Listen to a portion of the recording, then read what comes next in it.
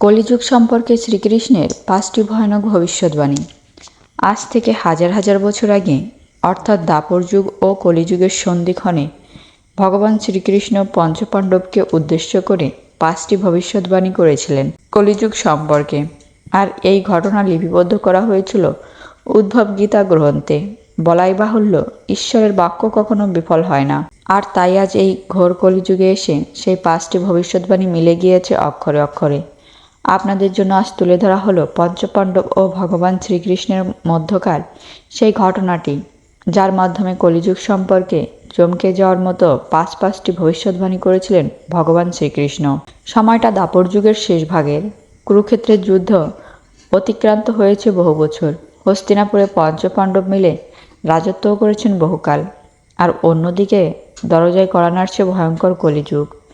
এমনই এক সময় পঞ্চপাণ্ডব একদিন ভগবান শ্রীকৃষ্ণকে প্রশ্ন করেছিলেন, হে মাধব, আমরা শুনতে পেয়েছি কলিযুগ আগত প্রায়, কিন্তু কলিযুগের বৈশিষ্ট্য সম্পর্কে আমরা খুব ভালোভাবে অবগত নই। আপনি দয়া করে আমাদেরকে কলিযুগ সম্পর্কে ধারণা প্রদান করুন। পাণ্ডবদের অনুরোধ সত্ত্বেও ভগবান শ্রীকৃষ্ণ সরাসরি তাদের প্রশ্নের উত্তর প্রদান করলেন না, বরং তিনি বললেন, হে পাণ্ডবপুত্রগণ, এখন আমি এখান থেকে 5 দিকে 5টি তীর নিক্ষেপ করব।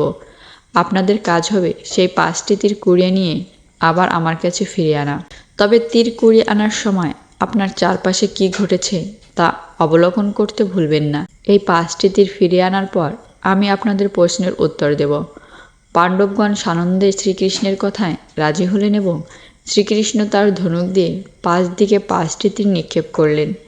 আর এর সাথে সাথে পাণ্ডবগণ বেরিয়ে পড়লেন তীরগুলোকে কুড়িয়ে ফিরিয়ে আনার জন্য।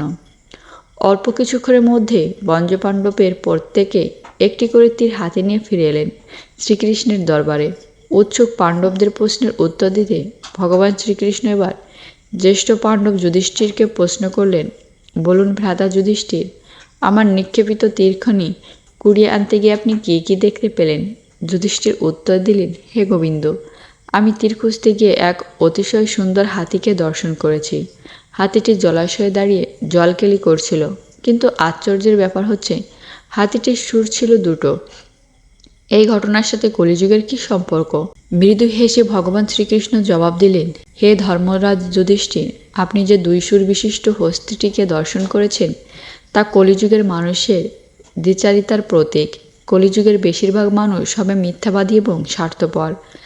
তারা মুখে এক কথা বলবেও কর্মক্ষেত্রে সম্পূর্ণ ভিন্ন থাকবে, অর্থাৎ কথা, প্রতিশ্রুতি এবং কাজের মধ্যে কোনো মিল তাদের থাকবে না। শ্রীকৃষ্ণের কথা শেষ হওয়ার পরে মধ্যম পাণ্ডব ভীম বললেন, হে দেবকীনন্দন, আমি যখন আপনার নিক্ষেপিত তীরটি ফিরিয়ে আনার জন্য জঙ্গলে প্রবেশ করেছি, তখন আমি এক অতি মনোরম গাভী ও তার বাছুরকে দর্শন করেছি। আমি দেখেছি বাছুরটি পরম তৃপ্তি সহকারে গাভীটির স্তন থেকে মাতৃদুগ্ধ পান করছে, আর গাভীটিও পরম মমতায় তার বাছুরটির শরীর লেহন অর্থাৎ চেটে দিচ্ছে। কিন্তু দুঃখের বিষয়, মা গাভীটি এত তীব্রভাবে বাছুরের শরীর লেহন করছে যে তাতে বাছুরটির শরীরের চামড়া ছুলে যাচ্ছে এবং সেখান থেকে রক্তক্ষরণ হচ্ছে। এখন আপনি বলুন, কেশব গোমাতা ও বাছুরের এই কাহিনীর সাথে কলিযুগের কি সম্পর্ক? ভগবান শ্রীকৃষ্ণ আবারও তার সেই ভুবন ভোলানো মৃদু হাসি হেসে বললেন, ভ্রাতা ভীম, আপনি যে গাভীটিকে দর্শন করেছেন সেটি কলিযুগের মাতা পিতাদের একটি প্রতীকী রূপ। এই যুগে পিতামাতা তাদের সন্তানদের প্রতি অন্ধভাবে আসক্ত হয়ে পড়বে এবং তাদের এই অন্ধস্নেহ ও তাদের অতিরিক্ত ভালোবাসাই তাদের সন্তানদের ক্ষতির কারণ হয়ে উঠবে।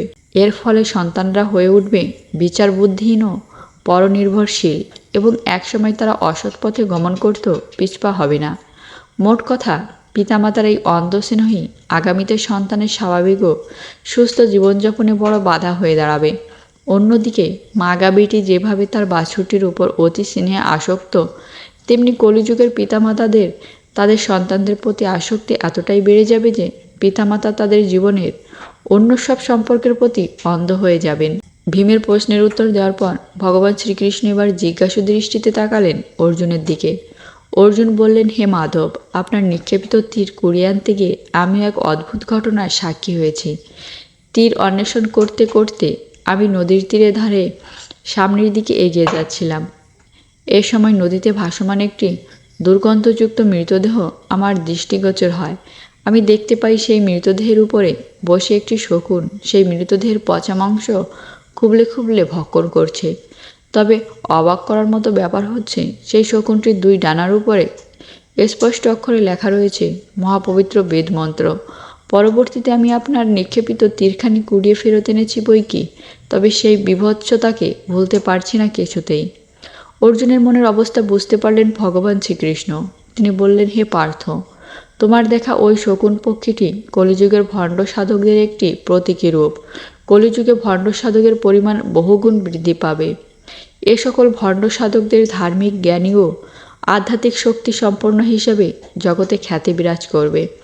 তবে তাদের প্রকৃত মানসিকতা হবে শকুনের মতো দ্রুত ও স্বার্থান্বেষী। তারা বাইরে ধার্মিক বেশ ধারণ করবে, ধর্মজ্ঞ হিসেবে নিজেকে প্রচার করবে এবং আধ্যাত্মিক শক্তিসম্পন্ন হিসেবে নিজেকে মানুষের কাছে তুলে ধরবে। কিন্তু আসলে তারা হবে শাস্ত্রজ্ঞানে অজ্ঞ। তারা ধর্মকে ব্যবহার করে নিজের জাগতিক স্বার্থ উদ্ধার করবে, অন্যদিকে তাদের অনুসারীদেরকে করবে ধর্মভ্রষ্ট। তারা ধর্মকে ব্যবহার করে নিজের জাগতিক স্বার্থ উদ্ধার করবে, অন্যদিকে তাদের অনুসারীদেরকে করবে ধর্মভ্রষ্ট। অর্জুনের প্রশ্নের উত্তর দেওয়ার পর চতুর্থ পাণ্ডব নকুল বললেন, হে যাদবশ্রেষ্ঠ, আপনার নিক্ষেপিত তীর অন্বেষণে গিয়ে আমি এক অদ্ভুত ঘটনা দর্শন করেছি। তীরের সন্ধানে আমি যখন পাহাড়ের পাদদেশ ধরে সামনের দিকে যাচ্ছিলাম, তখন আমি লক্ষ্য করলাম এক প্রকাণ্ড পাথরখণ্ড পাহাড়ের চূড়া থেকে তীব্র বেগে গড়িয়ে সমতলের দিকে ধাবিত হচ্ছে। পাথরখণ্ডটি এতটাই ভারী ছিল যে পাহাড়ের উপরের মোটা গাছগুলো সেটাকে আটকাতে পারছিল না। বড় বড় গাছে ধাক্কা খাওয়ার পরেও পাথরখণ্ডটির গতি কমছিল না। সব কিছুকে লণ্ডভণ্ড করে পাথরটি প্রচণ্ড গতিতে পাহাড়ের পাদদেশের দিকে এগিয়ে আসছিল।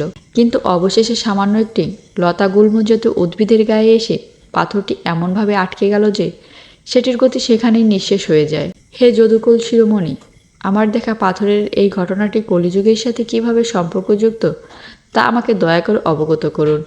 উত্তরে ভগবান শ্রীকৃষ্ণ নকুলকে বললেন, হে নকুল, তোমার দেখা ওই পাথর কলিযুগের মানুষের পাপের প্রতীক।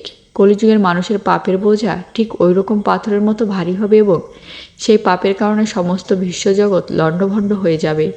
তুমি পাথরটিকে যে বড় বড় গাছগুলোর সাথে ধাক্কা খেতে দেখেছ, সেই গাছগুলো হচ্ছে নামত ও পথ। কলিযুগে নানা পথ ও মত বিস্তার লাভ করবে বই কি, তবে সেগুলো মানুষের প্রকাণ্ড পাপের বোঝাকে প্রশমিত করতে পারবে না। তবে তুমি যে লতাগুল্ম জাতীয় উদ্ভিদে পাথরটিকে আটকে যেতে দেখেছ, সেটি হচ্ছে হরিনাম। অর্থাৎ কলিযুগের একমাত্র আমার শরণাপন্ন হলেই কেবল মানুষ তার পাপের বোঝা থেকে মুক্ত হতে পারবে। নকুলের প্রশ্নের উত্তর দিয়ে এবার ভগবান শ্রীকৃষ্ণ সহদেবকে প্রশ্ন করলেন, এবার তুমি বলো সহদেব, আমার নিক্ষেপিত তীর খুঁজতে গিয়ে তোমার কি অভিজ্ঞতা হলো? নকুল বললেন, হে ভগবান, আপনার ছোঁয়া তীর খুঁজতে খুঁজতে আমি এক গহীন জঙ্গলে প্রবেশ করছিলাম। সেখানে আমি হঠাৎ তৃষ্ণার্ত বোধ করি এবং জলের উৎসের সন্ধান করতে থাকি। এক পর্যায়ে আমি দেখতে পেলাম জঙ্গলের গহীনে সারি সারি কুয়া। আমি একটি কুয়া থেকে নিজের তৃষ্ণা নিবারণ করলাম, কিন্তু পরক্ষণেই আমি খেয়াল করলাম সবগুলো কুয়া থেকে জলের ধারা উপচে পড়ছে, কিন্তু একটি কুয়া একেবারেই শুষ্ক ও জলহীন। হে ভগবান, আমার এই অভিজ্ঞতার সাথে কলিযুগের বৈশিষ্ট্যের কি সম্পর্ক রয়েছে তা আমাকে দয়া করে জ্ঞাত করান। শ্রী ভগবান বললেন, হে সহদেব, তোমার দেখা সেই কুয়াগুলো কলিযুগের মানুষের সামাজিক অবস্থান নির্দেশ করছে। কলিযুগে ধনী ও দরিদ্ররা পাশাপাশি অবস্থান করবে বই কি, তবে তাদের মধ্যে পারস্পরিক কোনো সৌহার্দ্যও থাকবে না। সমাজের কোনো দুর্বল বা দরিদ্র মানুষ কখনোই সবল বা ধনীদের কাছ থেকে কোনো প্রকার সাহায্য পাবে না।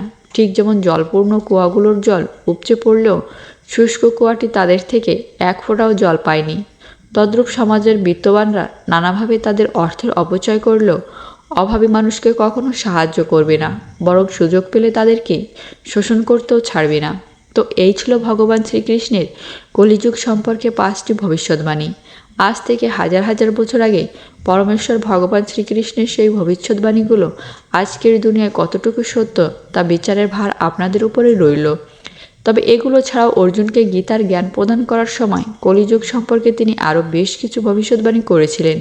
শ্রী শ্রী গীতার শেষাংশে কলিযুগ সম্পর্কে ভগবান শ্রীকৃষ্ণের এই ভবিষ্যৎবাণীগুলো দেখতে পাওয়া যায় এবং বলাই বাহুল্য ভগবান শ্রীকৃষ্ণের করা সেই ভবিষ্যৎবাণীগুলো আজও অক্ষরে অক্ষরে সত্য। কলিযুগ সম্পর্কে তিনি গীতায় বলেছিলেন, ধর্ম, সততা, পরিচ্ছন্নতা, সহ্যশক্তি, ক্ষমাশীলতা, আয়ু, শারীরিক ক্ষমতা এবং স্মৃতিশক্তি সবই কলিযুগের সময়ের সঙ্গে সঙ্গে হ্রাস পাবে। কলিযুগে অর্থই মানুষের একমাত্র ক্ষমতা হিসেবে বিবেচিত হবে এবং আইন ও সুবিচার পাওয়ার সম্ভাবনা আর্থিক ক্ষমতার উপর নির্ভর করবে। এ যুগে নারী পুরুষের মধ্যে সম্পর্ক তৈরির ক্ষেত্রে অর্থ ও যৌনতাই প্রাধান্য পাবে। নারীত্ব ও পুরুষত্ব বলতে একমাত্র যৌন ক্ষমতা বোঝানো হবে। শুধুমাত্র সাদা সুতো গলায় ঝোলালেই একজন ব্রাহ্মণ হিসেবে পরিচিত পাবে। মানুষের মধ্যে ধর্মকে ধারণ করার প্রবণতা চরমভাবে হ্রাস পাবে, বরং এর পরিবর্তে বাড়বে ধর্মের প্রতি বাহিক্য আড়ম্বর। উপার্জনের পরিমাণের নিরিখেই মানুষের শিক্ষা দীক্ষা বিবেচিত হবে। যে ব্যক্তি ছলচাতুরি করে হলেও অনেক টাকা রোজগার করতে পারবে, সেই অধিষ্ঠিত হবে সমাজের উচ্চতম পদে। কলিযুগে সততাকে আরও কোনো দোষ হিসেবে দেখা হবে না। কোনো ব্যক্তির টাকা না থাকলে তিনি যতই গুণবান বা জ্ঞানবান হন না কেন, সমাজে তার কোনো মূল্য থাকবে না। এ যুগে নারী পুরুষের বিবাহ বন্ধনকে কেবলমাত্র মৌখিক চুক্তি হিসেবে দেখা হবে। পৃথিবীর অধিকাংশ ব্যক্তি হবে দুর্নীতিগ্রস্ত এবং তারা ছলচাতুরি দ্বারা ক্ষমতা দেখে রাজনৈতিক প্রতিপত্তি লাভ করবে। কলিযুগে ক্রমবর্ধমান খরা, প্রাকৃতিক দুর্যোগ এবং মহামারীর প্রকোপে জর্জরিত হবে সাধারণ মানুষ। শাসক কর্তৃক আরোপিত মাত্রাতিরিক্ত করের বোঝার কারণে দরিদ্র মানুষের পক্ষে ক্ষুধার অন্ন জোগানোই মুশকিল হয়ে দাঁড়াবে। কখনো অত্যাধিক গরম, কখনো অতিবৃষ্টিতে জীবন বিপন্ন হবে এ যুগের মানুষের।